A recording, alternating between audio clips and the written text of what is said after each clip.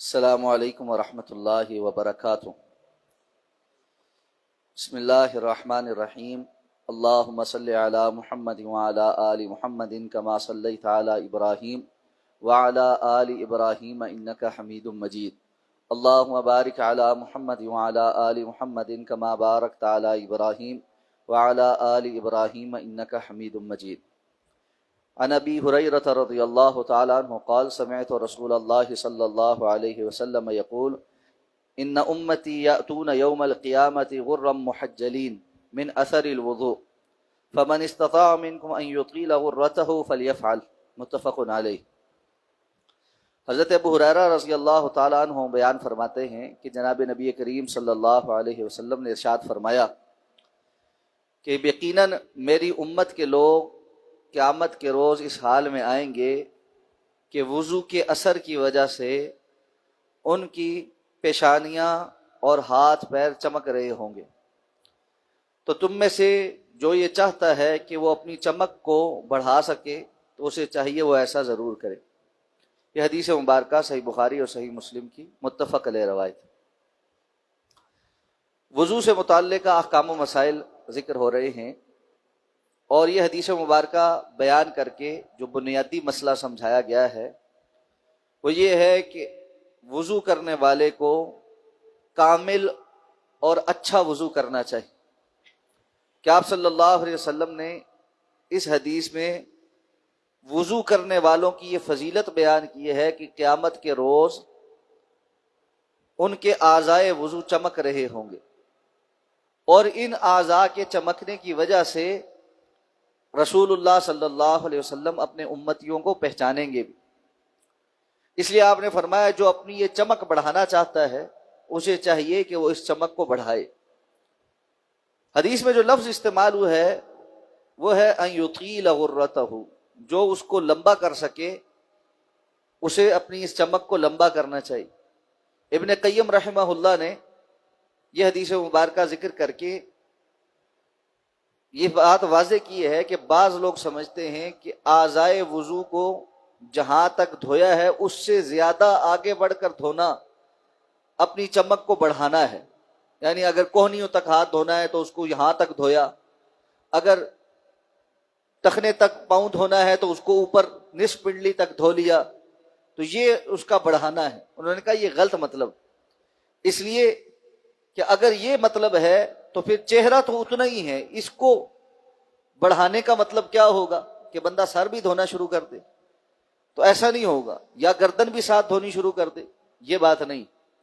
بلکہ یہاں پر یطیل کا معنی کہ اس کو چمک کو بڑھانا، نہ کہ اعضائے وضو کی جو حد ہے اس سے زیادہ عضو کو دھونا، یہ مقصد نہیں، بلکہ مقصد یہ ہے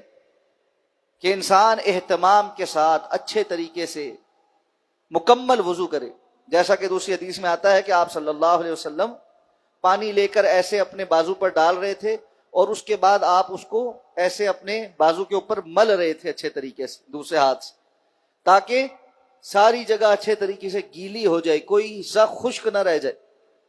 تو وضو مکمل انداز میں کرنا یہ انسان کو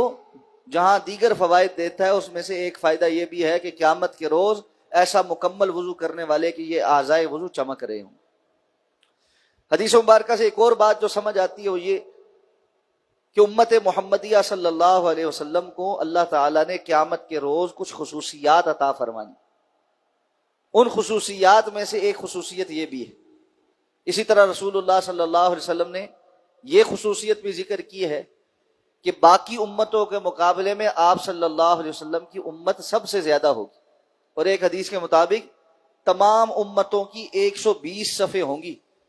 جس میں سے 80 صفیں صرف اللہ کے رسول صلی اللہ علیہ وسلم کی امت کی ہوں گی۔ تو اس قدر باقی امتوں پر تعداد میں فوقیت حاصل ہوگی۔ اسی طرح رسول اللہ صلی اللہ علیہ وسلم نے یہ فضیلت بھی بیان کی ہے کہ ہم لوگ دنیا میں تو سب سے آخر میں آئے ہیں، لیکن اللہ کے فضل سے جنت میں باقی امتوں سے پہلے سب سے پہلے داخل ہوں گے، اور آپ صلی اللہ علیہ وسلم خود اپنی امت کی قیادت کرتے ہوئے وہ پہلے شخص ہوں گے جو جنت میں داخل کیے جائیں گے۔ اور آپ نے فرمایا کہ جنت کا داروغہ میرے جنت کے دروازہ کھٹکھٹانے پر باقاعدہ پوچھے گا کہ کون، اور میں اپنا تعارف کرواؤں گا تو کہے گا کہ مجھے اسی بات کا حکم دیا گیا تھا کہ آپ تشریف لائیں تو میں جنت کو کھولوں۔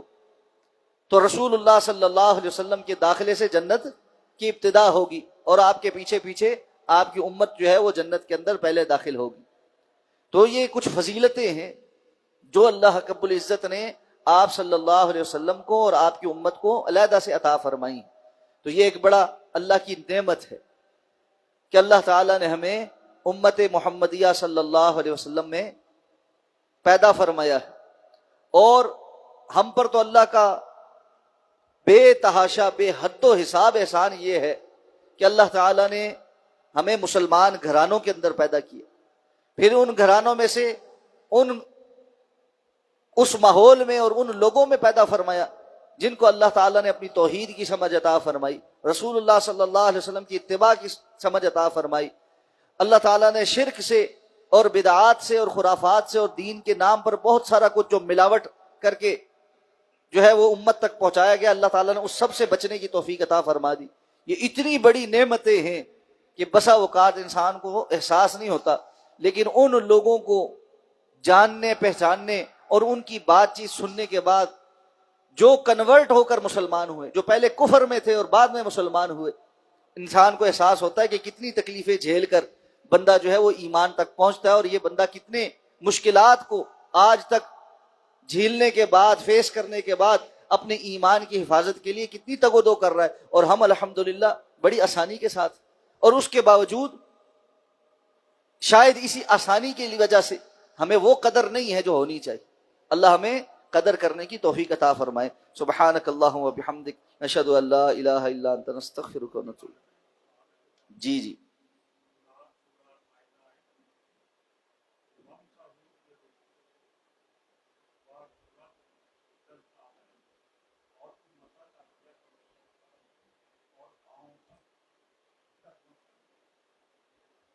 بڑا اچھا سوال ہے۔ وَأَرْجُلَكُمْ کی ترکیب جو ہے نا، جو نحوی ترکیب ہے جملے کی، رؤوسکم کے سین پہ نیچے زیر ہے، اور واو جو ہے وہ ارجلکم کے لام کے اوپر زبر ہے، یہ بتا رہا ہے کہ یہ واو جو ہے وہ پیچھے جہاں سے دھونے کا حکم آیا تھا نا، وہاں سے جو نحوی ترکیب چل رہی ہے وہ اس کے اوپر ہے، یہ رؤوسکم کے بعد نہیں، یعنی رؤوس کا مسح کرنے کا حکم ہے، اور ارجلکم لام کے اوپر جو زبر ہے وہ بتا رہا ہے یہ مفعول بھی جو پیچھے سارے مفعول بھی چل رہے ہیں ان کے ساتھ دھونے کے حکم میں ہے، اور اس کی توضیح رسول اللہ صلی اللہ علیہ وسلم کے اپنے عمل سے ہمیں مل جاتی ہے، اس لیے کوئی ابہام باقی نہیں رہتا۔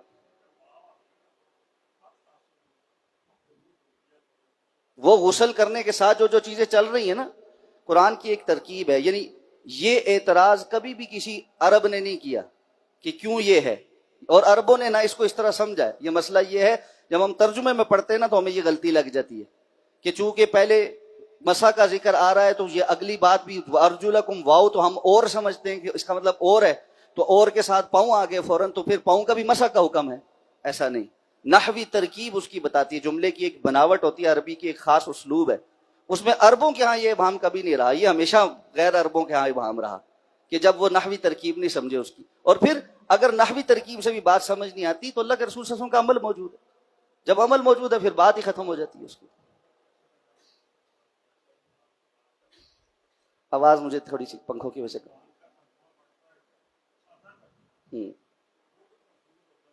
اسی لیے یہ کہا ہے نا کہ سادہ ترجمے میں جہاں کنفیوژن ہو وہاں علماء سے پوچھنا چاہیے کہ اس کا کیا مطلب ہے، تاکہ علماء فَاسْأَلُوا أَهْلَ الذِّكْرِ إِن كُنتُمْ لَا تَعْلَمُونَ، اللہ تعالیٰ کا اہل ذکر سے علماء سے پوچھیں جہاں پہ آپ کو نہیں پتہ چلتا۔ نہیں تعویل نہیں ہے، یہ تو عربی کا بنیادی قاعدہ ہے۔ اب مسئلہ یہ ہے کہ میں اب وہ قاعدہ آپ کو نا یہاں پورا الیبوریٹ نہیں کر سکتا نا کہ زیر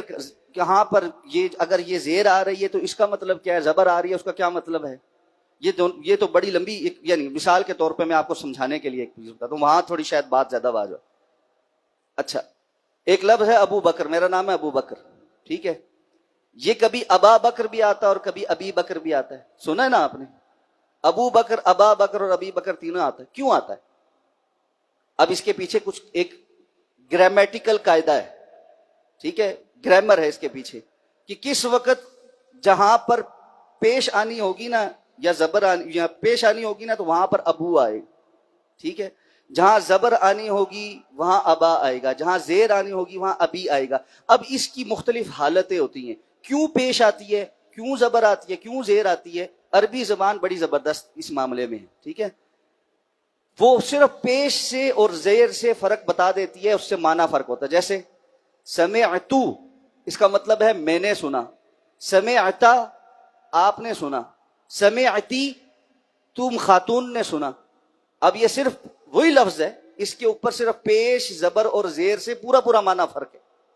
تو یہی معنی یہاں پر بھی بڑا واضح ہوتا ہے، وہ پیچھے گرامیٹیکل قاعدہ چل رہا ہے سی۔ وہاں کیا رؤوسکم جو ہے نا، فمسحوا برؤوسکم، با جو ہے یہ مجرور ہے، ٹھیک ہے، برؤوسکم، یہ جو سین کے نیچے زیر آ رہا ہے یہ اس با کی وجہ سے آ رہا ہے۔ اب قاعدہ یہ ہے کہ واو کے بعد کا جو لفظ ہے نا وا، یہ عطف اور معطوف کہتے ہیں اس کو، یہ اپنے پچھلے والے کے تابع اگر ہونا تو پھر اسی وہی یعنی حرکت لے گا جو پچھلے والے پہ ہے۔ جیسے جو رؤوسکم کے اوپر حرکت ہے نا وہی اس کے اوپر بھی آنی چاہیے، تو ہونا چاہیے تھا فمسحوا برؤوسکم وارجلکم، ٹھیک ہے، اگر مانا یہ ہوتا کہ پاؤں کا بھی مسح کرو، یہ نہیں ہے وہاں پہ، وہاں کیا ہے فمسحوا برؤوسکم وارجلکم۔ یہ بتاتا ہے قاعدہ کہ لام کے اوپر جو زبر ہے وہ اس کی رؤوس کا حکم میں نہیں ہے بلکہ فغسلوا والی کے فغتسلوا والے کے حکم، دھونے کے حکم پہ۔ تو اب یہ بڑا واضح ہے، یہ عربوں کو پتا ہے، عربی دانوں کو پتا ہے، لیکن مسئلہ صرف ترجمے والے کو پڑتا ہے۔ اچھا ایون یہ مسلمانوں میں جو ہیں یعنی شیعہ حضرات جو کرتے ہیں وہ جو مسح، وہ اس آیت کو دلیل بنا کے مسح نہیں کرتے۔ جو لوگ یہ سمجھتے ہیں کہ شیعہ اس آیت کو دلیل بنا کے مسح کرتے، نہ وہ ان کے ہاں جو ان کی یعنی ائمہ کے اقوال ہیں اس میں اس کو مسح کرتے۔